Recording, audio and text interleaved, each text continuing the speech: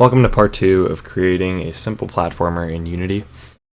So when we left off, we had almost the same code. I made a change here actually. I changed it from the regular setting velocity to acceleration for more smoothness, and so we can work with the physics engine a little bit better.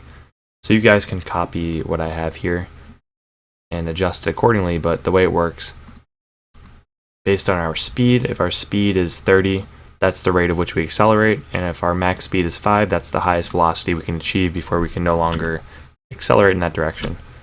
So what we have is this cool acceleration effect where we can kind of like slide around. And it feels very smooth. So let's continue with our development. We're going to have an idle animation and a walking animation. So our idle animation, we'll make a new folder and call it animations. And then within that folder, we will make a new folder and call it bug. And within that folder, we will have a animation called idle. So the idle animation, to use the animator in Unity, I guess, you can click on any sort of keyframe you want. And if you don't have this window open, you can go to Window and then Animator right here. Oh, my bad, animation window. So it's Window and then Animation, and then it will show up. So to make animation, you want to make sure you're selected on the bug when you press that create a new animation button, or whatever object your player is. Now we can adjust our body parts accordingly. So let's say for our idle animation, after 30 seconds we want the bug's eyes to kind of like shift down and then come back up. Okay. There's actually a problem though, because these two things have the same name. So we're gonna, there you go. Only one of them was adjusted, sadly. Let's just delete all that crap. So make sure your objects don't have the same name or you'll get errors from animating. So we'll move the eyes down in this frame and then we'll move them back up in a later frame. You can scroll back to zoom out in the editor, by the way, and you can push down the middle mouse button to move left and right and pan it. It's based on seconds, so that would be our idle animation. Kind of dramatic. Maybe I'll move it up a little bit. Oh, my bad. Move it up a little bit. Move his eyes up a little bit. There we go. There, it's less dramatic now. It's like a little eye bounce when he's idle. So when we play the game now, he has that eye bounce going on. And that's cool. Let's stop playing and let's start animating some more. So that's his idle, and now we'll make his walking. So create new clip. We'll call it walking. We'll go to our animations and save it within bug. Cool. Let's actually make him walk now. So when he walks, we'll make the left leg at this frame do that.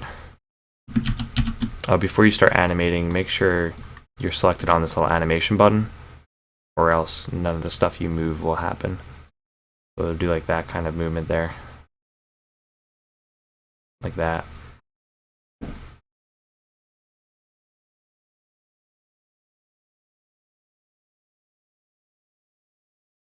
We're actually going to start him in that position. He's going to start off in this position, make his right leg go like that, kind of like a similar movement. Like that.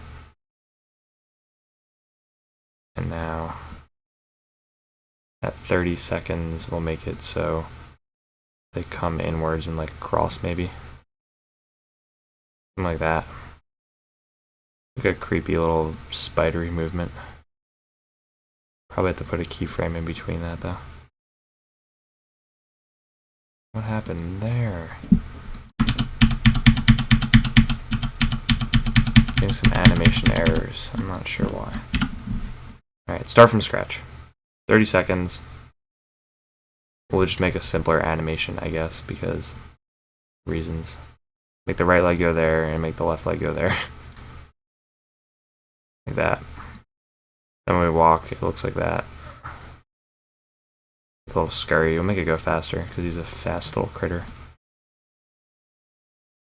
And then in between, we'll make him bounce. So like maybe over here, we'll make his eyes bounce.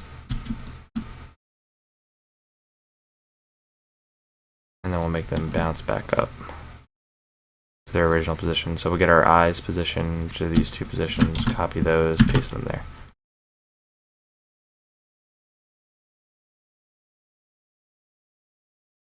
Cool. Do want to add rotating to the legs. I'm going to do that. Now they rotate from here to there in this keyframe. There we go.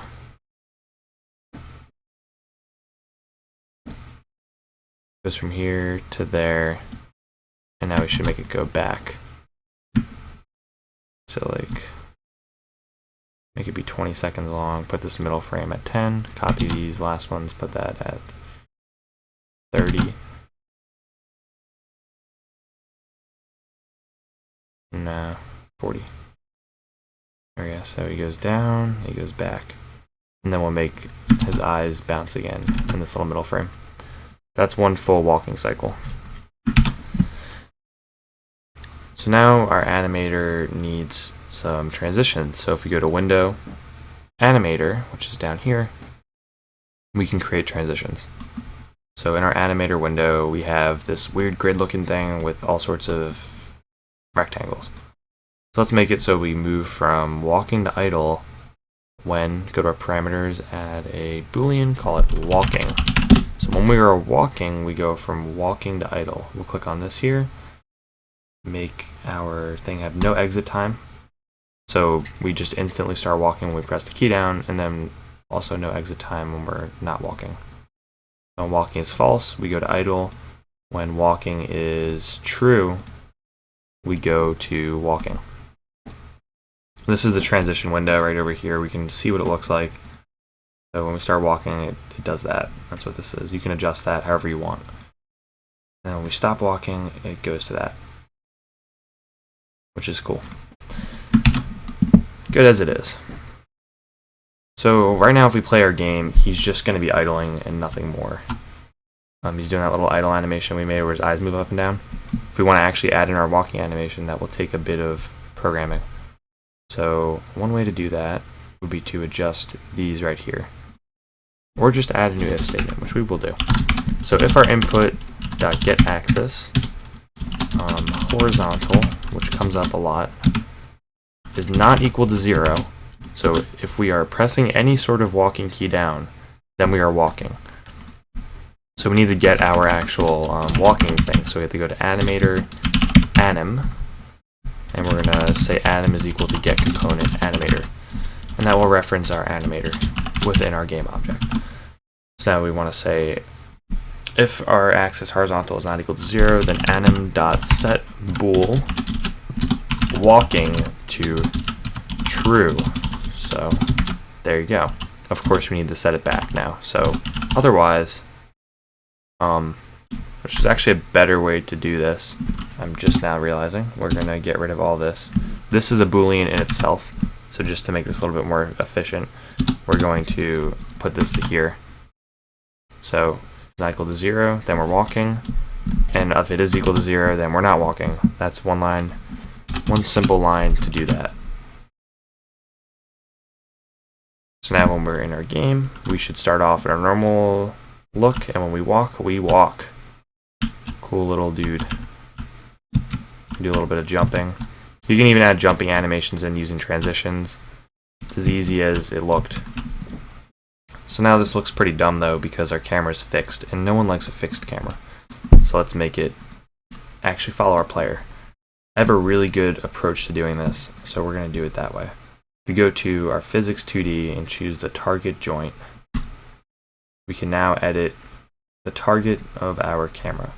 Let's make a new script and call it camera follow. Let's open that up. So I'll do this as fast as possible because you just have to copyright I write basically. So it is a joint 2D. No, it's a target joint, my bad. Target joint 2D. Call it TJ. And we also need our game object player. Okay, at the start of the scene, TJ equals get component target join 2D, and now our player, we can make a public thing and drag him onto it, or we can do it a better way, which I prefer, saying that our player is equal to our game object, capital game object, the static class dot get find game object with tag. That's what we want. Make sure it's not plural, make sure it's singular. And now we want to get the tag player. So whatever object in the scene has the tag player, it will find. And now on update, we want to say that our target joint dot target is equal to a vector2 casted player dot transform dot position. And that's just going to follow our player's position. It's as easy as that. All we have to do is take our character and set their tag to player. Now we have camera following. Woohoo. Cool thing about this too, you can make a smooth follow based on the settings you adjust. So if we make our camera have a really low damping ratio, then when we walk away, you'll notice the camera should overshoot him a little bit. We have to lower the frequency too. And when we walk away, there we go, that's more like it. So when we walk away, see how it kind of wobbles to follow him? That's what the dampening ratio does. If you make it 1 though, then the camera won't go past him. So you can micro adjust those however you want. I'm gonna set, I like this frequency a lot, 0.8. It's a good frequency for a speed. I'll make it 1 though. I'll make the dampening ratio 0.9 because I don't like it being too wobbly, but it's nice when you go past him a little bit and it kind of centers in on him. That's a desired effect, I'd say. So now our camera will follow our player and we can actually platform now. So how cool is that? However, we can't get to this object here. So what do? We're going to need some wall jumping. So let's begin doing some wall jumping. Also, we can infinitely jump, which is a problem. But we will get to that problem. Okay, so go to our player. Now this is our jumping if statement. Now we need a new state called grounded. And we're going to use a raycast for that. So try and bear with me here. It's actually going to be a Boolean called grounded. And our grounded is going to be set to our state of being on the ground. So physics.2d or physics2d.raycast. Okay. Now we're going to raycast based on the parameters. I forget what the first one is actually. First parameter is the origin. Okay. So our origin is where the raycast will start. So that's going to be our transform.position x, our transform.position y minus however tall we are. So our origin would be right over here probably, and we have to go down maybe like 1 unit. So we'll do -1. All right. Now our next state is our distance, which will be 0.01. It really doesn't have to be that much. It could be even lower if I wanted it to be. I'll just make it 0.01. Our layer mask. Actually, our next one is our direction. My bad. Or this one should be. I see what I did here. This has to be a vector2. This is one data value. It's a vector2. Our next one's our direction, which will be vector2.down, so that the line goes downwards. And then our next one's our distance, which is 0.1. And our last one, make sure there's an F there, by the way. Our last one's our layer mask, which we're going to call ground layer, or just ground for short. And we'll make it up here now. So public layer mask ground. Okay, we are set up now. Grounded, well, almost set up. We actually have to do dot collider is not equal, or equals true. Or not equal null, my bad. Just trying to remember how to do that there. So basically, we're drawing a little line below our player, and if it hits ground, then it's equal to not null. So it's true. That's the gist of it. Kind of weird to think about if you're new to programming, but just bear with it because it works and it makes sense. So now we have to set all of our platforms to the ground layer. So we don't have a ground layer. We'll do add layer, make one called ground, go to our platform, set it to the ground layer, and press apply. So now all of our different grounds are in the ground layer. Now we have to go to our bug, set the ground layer to ground, so now they match up, and add one last line of code. So if we press the space button and we are grounded, so grounded is just a boolean for if we are on the ground. We hit the space button and we're grounded, we can jump. So now when I press space, I can jump, but if I spam space, I can't jump unless I'm on the ground, which is desired, which doesn't fix this problem because I still can't get up here, but that's just too bad, isn't it? We'll get up there, don't worry. So we're gonna need to wall jump. Let's add in some wall jumping. Similarly, we are going to do wall jumping through the same method of raycasting, except based on whatever direction. So I guess we'll have a two new booleans just to stay organized. They're not necessary, but we're going to do it anyways. We'll call it left side and right side. Okay, so left side and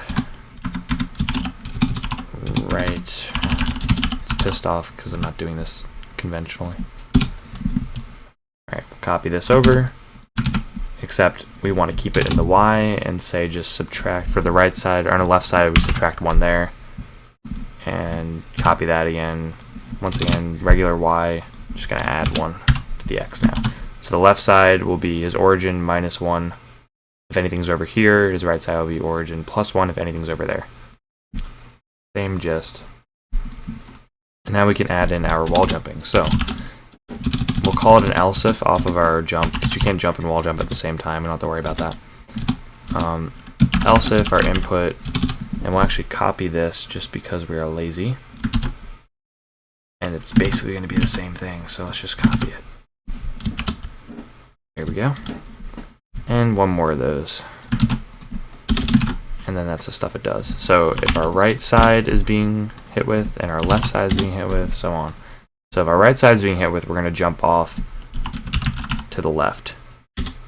So we're going to jump off, and I'm actually going to set the velocity for this, even though I talked about how you don't want to do that. We're only setting it in one instant. That's why we're setting it. It's not like we're constantly setting the velocity, so it's not too bad. So our new vector 2, we're going to set the velocity. We're jumping, the wall's on our right side, so we're going to be heading to the left side, say like -4, and we're going to go up 4 maybe. And if the wall's on our left side, then we are jumping off to the right side, so we'll do 4 and 4. You can make a variable to adjust that if you want. That's up to you. Make it your own. So now when I walk up to any wall and jump, I should get a wall jump effect, which is pretty cool. Yay, wall jumping. Although it is kind of weird that I can do that, but that's because of our engine and how we can walk extremely fast. I should probably make it so you don't walk so fast. We'll make his speed be like 20 or 25 or something. It's just too fast. Also, it's not really pushing you that far back. So let's adjust that. Let's make it 8 and 8. And we do want to get some good height out of it, so we're going to make these two be the same value. So now when I jump off the wall, there we go, that's air. You can actually climb the wall still. There is a way to fix that, but we get some nice air. So now we jump off the wall and we're just fucking flying. Also, notice that when we walk near the wall, if we try and wall jump, we can actually do it from far away from the wall. That's just a micro adjustment though. You just have to change your wall jumping distance from your player. And now we have a platformer where we can wall jump and stuff. So tune in next time and I'll go over collectibles and we'll fine tune that wall jump. Because right now it's pretty wild, but it feels good, you know? I feel fast paced. That's a good feeling for a platformer. So let's keep it going. Alright, that's all. check out the next tutorial.